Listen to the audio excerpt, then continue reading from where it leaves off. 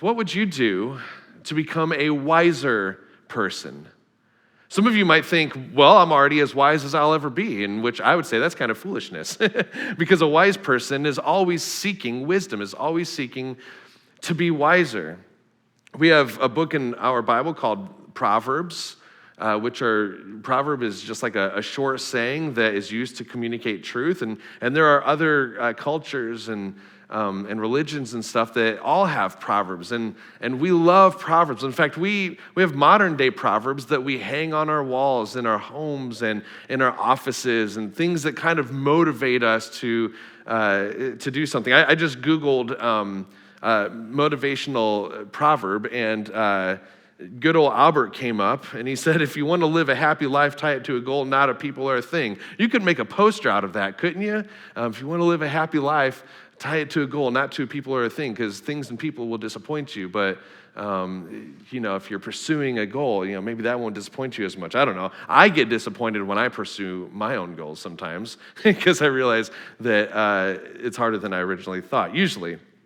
But there were these posters back when I was in late elementary school or middle school that became really popular. Maybe they were popular before that, but it was the first time that I really was exposed to them, called demotivational posters. Have any of you ever seen the demotivational posters? These are kind of like the unwisdom posters. So here's a couple examples. I like this one. Stress, because worrying about everything is better than doing nothing about anything. Some of you might be able to relate with that. I like this one, failure, because if at first you don't succeed, you'll have more time to watch Netflix. It's a demotivational. These are meant to be jokes, people. This is not serious. Some of you guys are so disappointed in me right now. That's okay. There's probably a demotivational poster about being disappointed. Well, I don't know. I probably should ask my wife if I should do this one before I'm doing it, but I didn't ask her, so I'll ask for forgiveness later. Motivation. Every dead body on Mount Everest was once a highly motivated person, so maybe calm down some. So demotivational posters, and I don't know why they took on. People liked them, I guess. I don't know about you, but the older I get, the more I find myself seeking wisdom. Because the older I get, the more I realize that I don't know as much as I thought I did. When I was a teenager or in my early 20s, I could take on the world. I had the answers for everything. And I felt like I knew so much, and then as I've gotten a little bit older, I've realized that I'm not so sure about the breadth of my knowledge, and things are a little bit more nuanced and complicated, and this world is complicated, and so I find myself that the older I get, the more I am trying to gain wisdom, because I realize now what I don't know, and it's a lot. And I've also realized that as I get older, that most regrets in life come from unwise behaviors or decisions. Most regrets in my life, anyway, I'll talk personally, come from unwise behaviors and decisions. And so I've realized that there's a few areas in life that wisdom has become really useful. In fact, I'm pouring a lot of time and energy, or I'm trying to at least motivate myself to pour time and energy in gaining wisdom in some arenas or areas of my life. Because what I've realized is that the more that I am seeking wisdom in these areas in my life, the wiser my choices tend to become. So I think of these areas sort of as like these buckets here. And these buckets all represent an area of my life, an arena in my life in which I'm trying to pour wisdom into. And so we have wisdom, godly wisdom, but then we also have a wisdom that is maybe of ourselves, things that we just kind of thought up, or things that culture and the world tells us. And what I've realized is that if these buckets, and I'll explain what these buckets are in a minute, are filled with, selfishness, or with worldly wisdom, with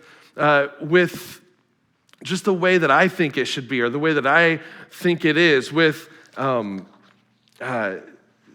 mindlessness and foolishness, that as I fill my bucket with those things, and I'm not really thinking about what it is that I'm putting into these buckets, what ends up happening is that when I go to make a choice, or if there's a behavior in my life that I'm trying to work on, what I realize is what I pull out of these buckets is mindlessness or foolishness or selfishness. And there's not a lot of wisdom in these buckets unless I am intentionally seeking wisdom. And so there are 3 areas in my life that I could think of. This is not exhaustive, by the way. This is not an exhaustive list, but these are the areas that as in the past few years, I've really done some work on what are the areas in my life that I need to be wise about, because at one time I was maybe a little bit more unwise about these things. So bucket number 1 is how I spend my time, and really I should say how I spend my time and energy. How I spend my time and my energy. Psalm 90:12 says, "Teach us to number our days that we may gain a heart of wisdom." When we understand that time is finite, that there's only so much of it here on earth, that our time with our loved ones, with our family, with our friends, with our neighbors is limited, then what begins to happen is we start to, in bucket number 1, filling it with wise things, that is wisdom, that time is finite, that we only have a certain amount of time. For our families, we like to show a jar of marbles, and we fill the marbles up with how many weeks you have in your kid's life before they turn 18, because we know that when a kid turns 18, life kind of changes drastically, and your influence with your kid changes a bit. So when we realize that we have a finite amount of time, then we start filling this bucket of how I use my time and my energy with wisdom. I've thought a lot about this idea of how we spend our energy recently, because there was a season in my life not long ago that I spent a lot of my energy trying to please so many different people that they're important people, but they aren't the most important people in my life. You know, trying to make sure that I'm seen as important to certain people, or trying to make sure that I have sort of a certain status within my colleagues and peers. And what I was filling my life with in time and energy was not wisdom. It was saying yes to everything and taking time away from my family and taking really time away from my primary responsibility here at Coons Lake Missionary Church. And I was filling my bucket. And so when I would run dry, or when there was a decision to be made, or a behavior that I was working on, what often I would pull out of my bucket of time and energy is unwisdom, is unwise, because that's what I was filling it with. And so I've been trying to spend time thinking through, what does it mean to spend my time and energy? Our energy, in fact, this morning I was guilty of this. There's a certain topic that I find kind of interesting and fun. It's, I won't even say what it is because I don't want to get sidetracked. But it's an interesting topic that I like to read about. And sometimes people will post something about this particular topic on social media or something. And I think the kids call it doom scrolling, where you just click on something and then you start scrolling through the comments and just reading about how ridiculous people are. And that's what I found myself this morning doing that. I was just like, doom scrolling, this same topic. It's on, by the way, it pops up on Facebook every time I open it because I clicked on it once, and the algorithms know now that I enjoy that, or at least I don't really enjoy it, but I love spending my time there. And I give a lot of my energy. I had a friend this week, and I can't remember the exact quote. He wrote it on Facebook, ironically enough, that said something like, how much more fulfilling would your life be if you spent half the amount of time on social media than you spend currently? And I thought, wow, that's a good thought as I'm reading this on Facebook and continuing to scroll. Maybe that was wisdom I should heed. A lot of people get stuck in these cycles of spending energy, and I think of like the mind space that we give to the news cycle and to the hot topic thing. By the way, we were not designed to carry the weight of the world. We were not designed to know what is going on across the country or across the world and to bear that burden. And I feel like as Christians, I see so many of my peers and friends feeling like they've got to bear every burden of every controversy that happens around the world. And we weren't designed for that. We weren't meant for that. How are we spending our time and our energy? Bucket number 2 that I'm trying to invest in deals with my guardrails, the guardrails that I place in my life. Paul says in 1 Corinthians, I have the right to do anything, you say, but not everything is beneficial. I have the right to do anything, but not everything is constructive. If you think about what a guardrail is, think of a physical guardrail. There's a place, maybe like a cliff or some kind of ledge or something, a place of danger if you would cross that, whatever line that is. And a guardrail is just something that keeps you away from that place of danger. So we all have in our minds what we consider to be morally dangerous, right? If I cross this line, it would put me in danger. It would jeopardize my livelihood, or it could potentially derail or destroy my life. There would be no benefit. There's no wisdom in crossing that line. And so whatever that might be, having an affair or living without integrity, without honesty at work or at home, or what we consume, or whatever it might be. There's places that we consider dangerous if we were to step over. But what wisdom says is then let's not even get close. Let's not even entertain that line. And so we're going to put a guardrail in front of that line so that if we smash up against the guardrail, at least we're just smashing up against some kind of arbitrary rule that we made up in our mind that keeps us away from the place of danger. It's not like we're driving off a cliff. And so one of the best things that I could do in my life is to fill this bucket of guardrails with wisdom. And so I think about the dangerous things, the things that I think are over the line. And okay, what are the things I can set in place to ensure that I don't cross that line, to ensure that I don't fall off that cliff?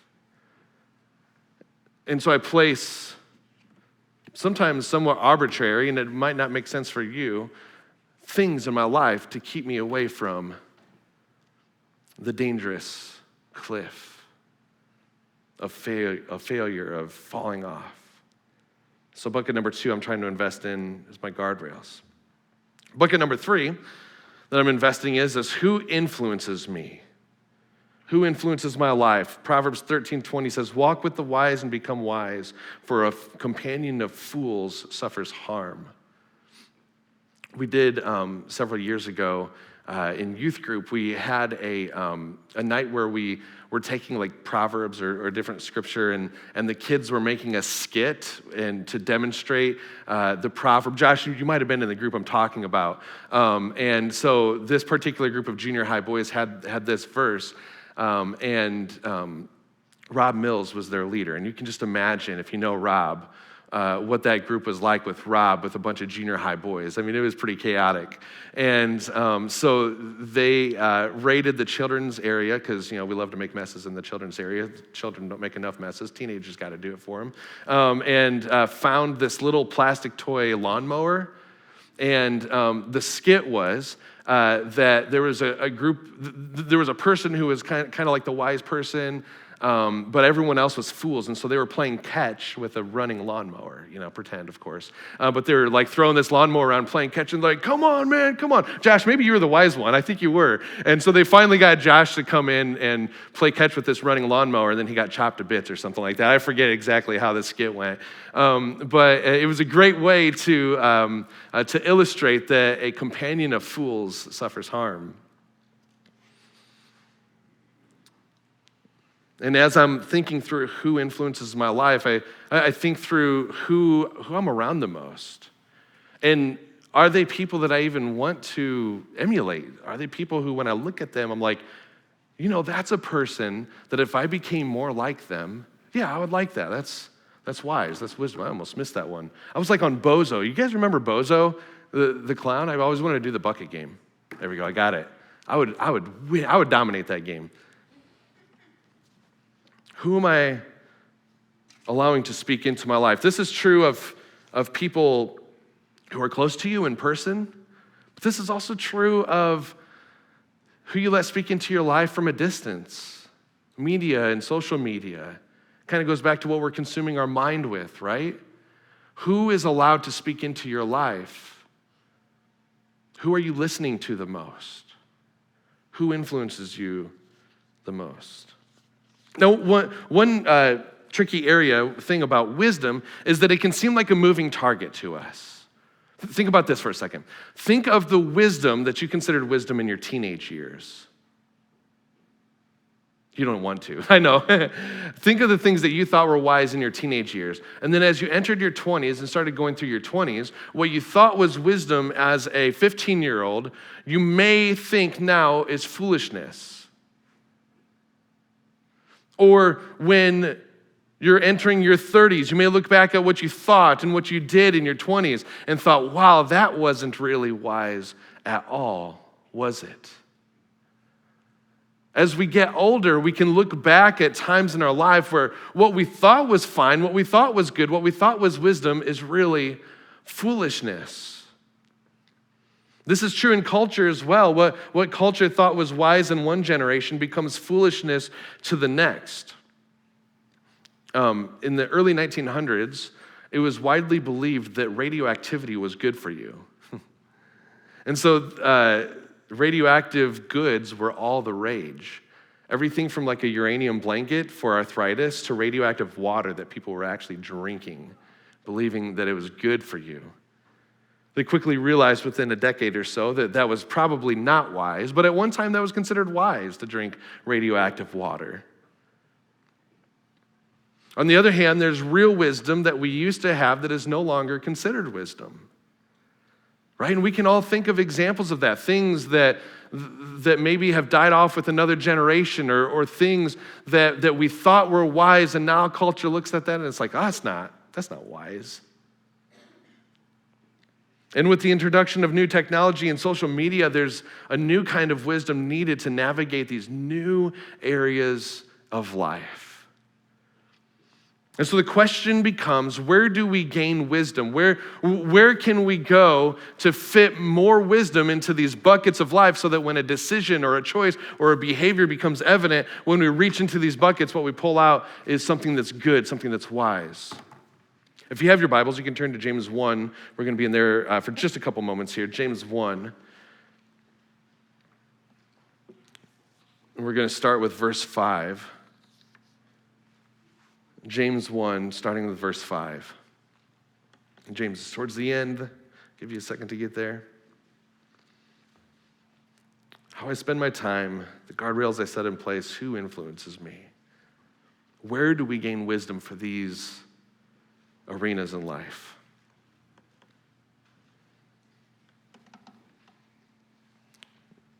James 1, starting with verse 5.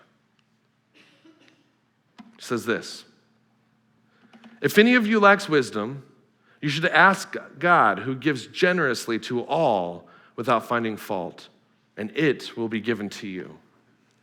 Okay, so James was writing to first century Christians who were a persecuted church. I mean, really persecuted. It was hard to be a Christian in the first century. And so leading up to this verse, James is talking to his readers and listeners, and he says, when you face a trial of any kind, consider it pure joy.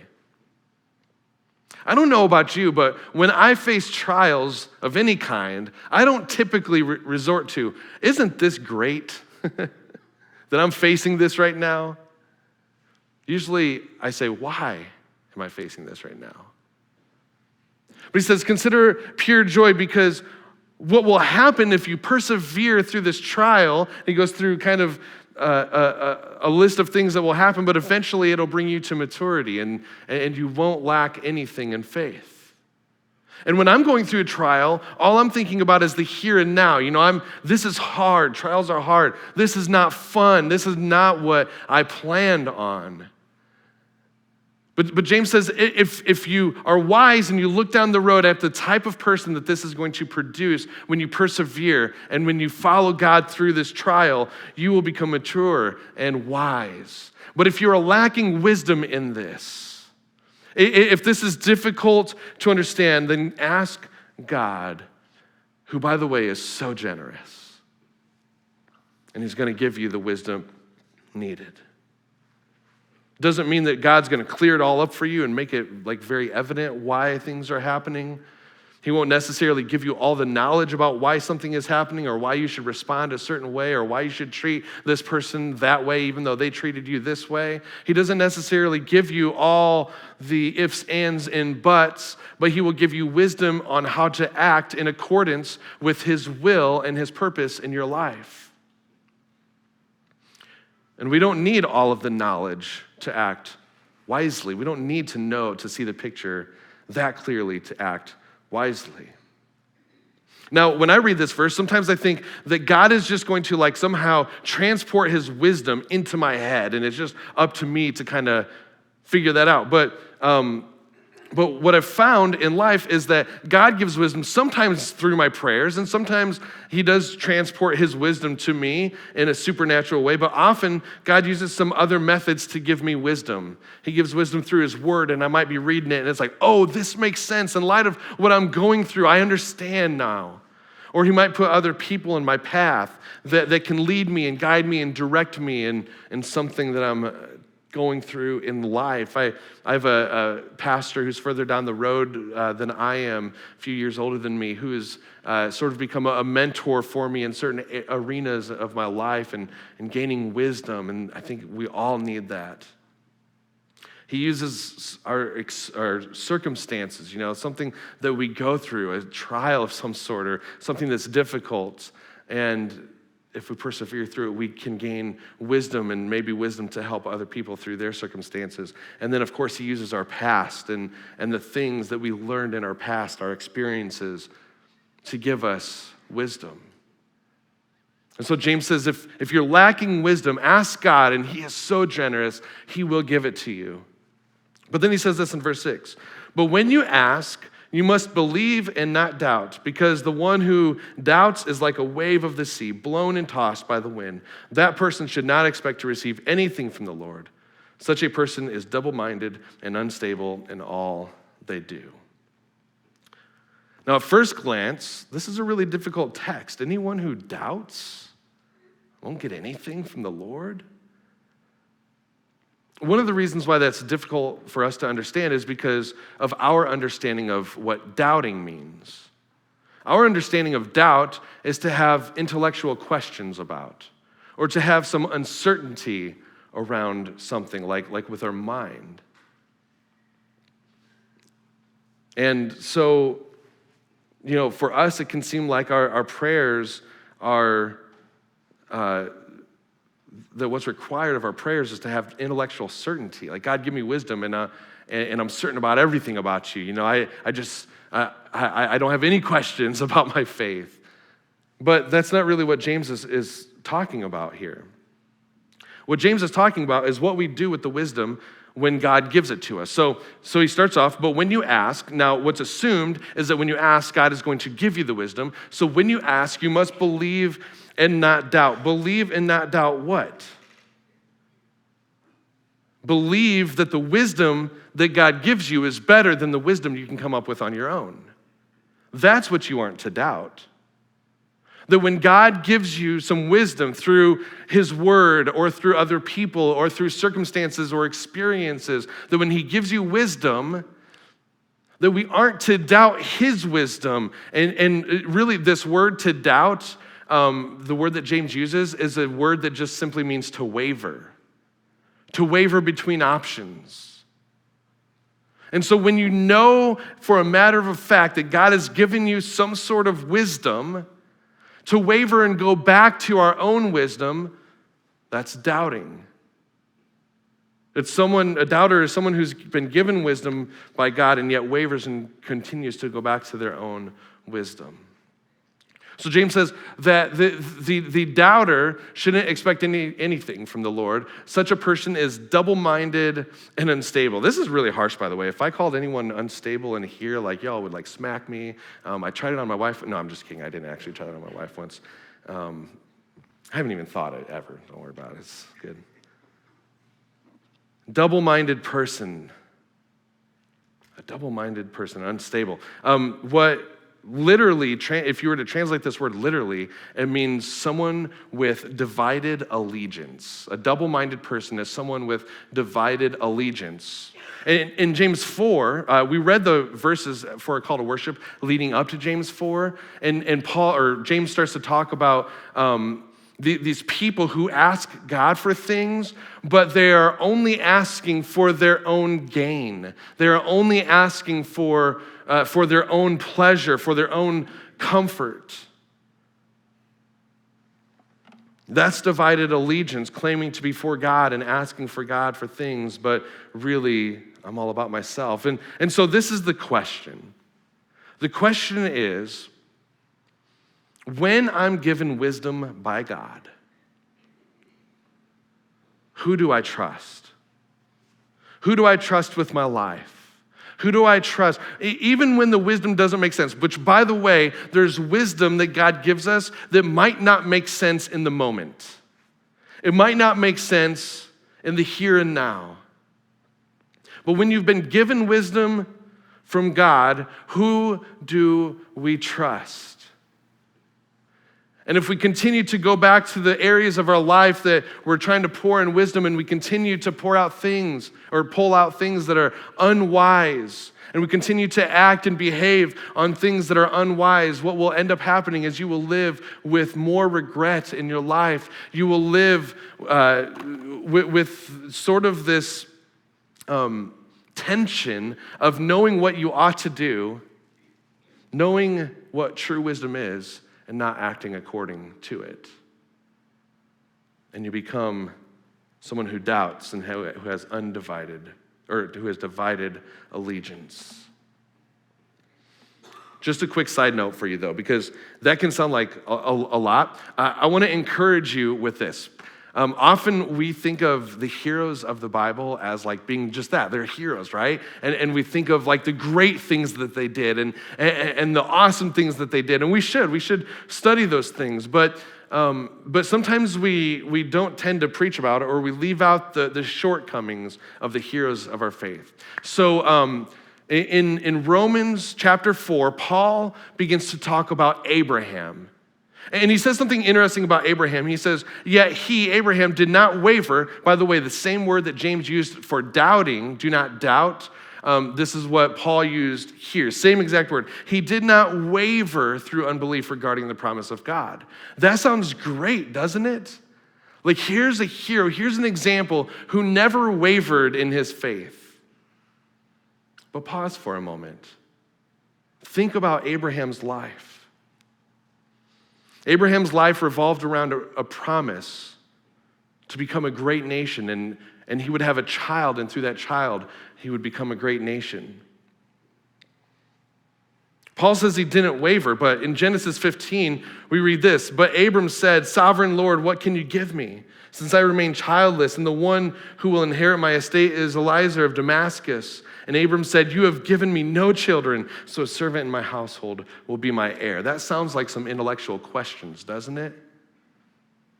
That sounds like some things are happening in Abraham's life that he just has questions about. And then just one chapter later, Abraham gets a little impatient with God and decides to take matters into his own hands. And he has a child with his servant, that maybe through that child, the blessing would occur. And he pulled into his basket of wisdom and he pulled out something that was unwise, not of God's plan.